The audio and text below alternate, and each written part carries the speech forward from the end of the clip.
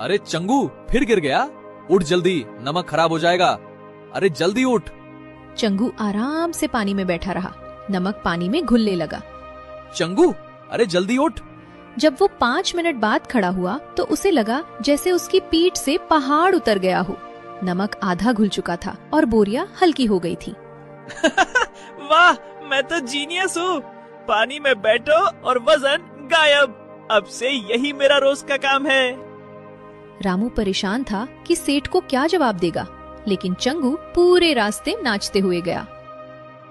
जब वे हवेली पहुँचे तो सेठ ने देखा कि बोरियां आधी खाली हैं। वो ताड़ गया कि गधे ने चालाकी की है। अच्छा, तो ये गधा मुझसे ज्यादा होशियार बन रहा है। ठीक है, कल फिर नमक लेने जाना होगा। अगली सुबह सेठ ने नमक की जगह बोरियों में रुई भर दिया। रुई देखने में तो बड़ी लगती थी, लेकिन वजन में बहुत हल्की थी। आज फिर वही बोरिया।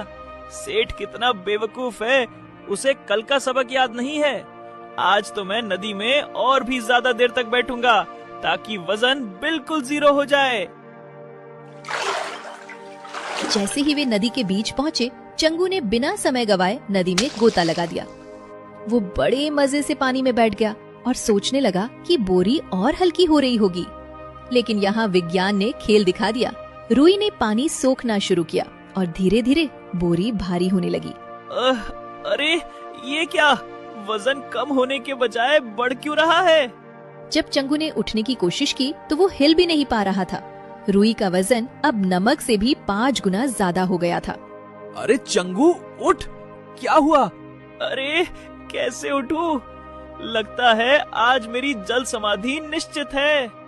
चंगू पूरी ताकत लगा रहा था, लेकिन वो पानी में धंसता ही जा रहा था। आखिर में रामू ने गांव वालों को बुलाया और सब ने मिलकर चंगू को खींचकर बाहर निकाला। चंगू बाहर निकला तो ऐसा लग रहा था जैसे उसने पूरी नदी अपनी पीठ पर उठा रखी हो। मेरी कमर टूट गई, अब कभी पानी के पास नहीं जाऊंगा। ये इंसान और ये सेठ दोनों बड़े ही खतरनाक हैं। कुछ दिन बाद गांव में सालाना मेला लगा था। रामू अपनी लकड़ियां बेचने मेले में पहुंचा था, लेकिन वहां उसने एक पोस्टर देखा। गधों की दौड़ और बुद्धिमानी की प्रतियोगिता। विजेता को 501 रुपए और 1 टोकरी ताजे सेब इनाम में। रामू ने चंगू की तरफ देखा। चंगू एक हलवाई की दुकान के बाहर खड़ा होकर हवा में उड़ती चाशनी की महक सूंघ रहा था। देख चंगू, अगर तू ये दौड़ जीत गया तो तेरी किस्मत चमक जाएगी। तुझे सेब मिलेंगे और मुझे पैसे। दौड़? मुझे? क्या मैं इसे घोड़ा दिखता हूँ और ये सेब की लालच दे रहा है? वैसे सेब तो मैंने कभी चखे नहीं, सुना है मीठे होते हैं। चलो एक कोशिश कर ही लेते हैं। प्रतियोगिता शुरू हुई। मैदान में गांव के सबसे तगड़े गधे आए थे। चंगू उनके सामने थोड़ा ढीला ढाला लग रहा था। ये कोई साधारण दौड़ नहीं है। गधों को अपने मालिक के साथ दौड़ना है और रास्ते में भूल भुलैया पार करनी है। सभी गधे लाइन में खड़े हो गए और सीटी बजी। सब गधे दौड़ पड़े। चंगू ने सोचा कि दौड़ने में बहुत मेहनत है, क्यों ना कोई शॉर्टकट ढूंढा जाए। वो दौड़ने के बजाय धीरे धीरे चलने लगा। बाकी गधे तेज भागने के चक्कर में भूल भुलैया की झाड़ियों में फंस गए। अरे चंगू, भाग भाई, सब आगे निकल गए। चंगू ने देखा कि पास ही एक झाड़ियों के बीच से पगडंडी रास्ता निकल रहा है। उसने पगडंडी का रास्ता पकड़ लिया और झाड़ियों के बीच से घुसकर सीधे फिनिश लाइन के पास पहुंच गया। देखो, चंगू तो सबसे आगे निकल आया। ये तो बहुत तेज गधा है।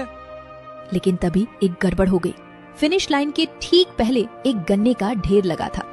अरे वाह, गन्ना! वो सेब और इनाम सब भूल गया और रुककर गन्ने चबाने लगा। चंगू रुक मत, बस 2 कदम और है। इनाम तो बाद में भी मिल जाएगा, पर ये गन्ने अभी ताजे हैं। गधा एक पर आफत। पीछे से दूसरे गधे पास आने लगे। देख, अगर तू अभी नहीं चला तो वो देख, पीछे शेर आ रहा है। शेर का नाम सुनते ही चंगू की सिट्टी पिट्टी गुम हो गई। उसने गन्ने छोड़े और ऐसी छलांग लगाई कि सीधे फिनिश लाइन के पार जाकर गिरा। चंगू जीत गया। उसे सेबों की टोकरी मिली। वो बड़े गर्व से अपनी गर्दन ऊंची करके खड़ा हो गया, जैसे उसने कोई बहुत बड़ा युद्ध जीत लिया हो। तभी वहाँ एक मदारी आया। उसने देखा कि चंगू काफी चर्चा में है। रामू भाई, ये गधा तो बड़ा होनहार है, क्या तुम इसे मेरे सर्कस के लिए दोगे? मैं इसे दुनिया घुमाऊंगा। चंगू ने जब दुनिया घूमने की बात सुनी तो उसकी आंखों में चमक आ गई। अरे वाह, इससे अच्छा मौका और नहीं मिल सकता। यहाँ लकड़ियाँ ढोते ढोते मेरी पीठ छिल गई है। सर्कस में तो बस नाचूंगा और तालियां बटोरूंगा। नहीं भाई, चंगू मेरा दोस्त है, मैं इसे किसी को नहीं दूंगा। लेकिन चंगू ने ड्रामा शुरू कर दिया। उसने रामू के पास से जाकर मदारी की तरफ खड़ा हो गया। लगता है चंगू अब मेरे साथ खुश नहीं है। ठीक है, अगर ये जाना चाहता है तो ले जाओ। मदारी चंगू को ले गया। पहले 2 दिन तो चंगू को खूब खिलाया गया, लेकिन तीसरे दिन से असली काम शुरू हुआ। उसे एक छोटे से ड्रम पर खड़े होकर संतुलन बनाना था। चल चंगू, नाच। चंगू ने कोशिश की, लेकिन वो धड़ाम से नीचे गिर गया। मदारी ने उसे छड़ी दिखाई। चंगू को अब रामू की याद आने लगी। रामू उसे डांटता जरूर था, लेकिन कभी मारता नहीं था। वहाँ उसे दिन भर प्रैक्टिस करनी पड़ती और रात को ठंडे फर्श पर सोना पड़ता। अरे बाप रे, ये सर्कस है या जेल? यहाँ तो गन्ने का एक टुकड़ा भी नसीब नहीं। रामू भाई, कहाँ हो तुम? मुझे बचा लो। एक रात चंगू ने देखा कि मदारी सो रहा है। उसने अपने दांतों से रस्सी काटने की कोशिश की। रस्सी मजबूत थी, लेकिन चंगू ने हार नहीं मानी।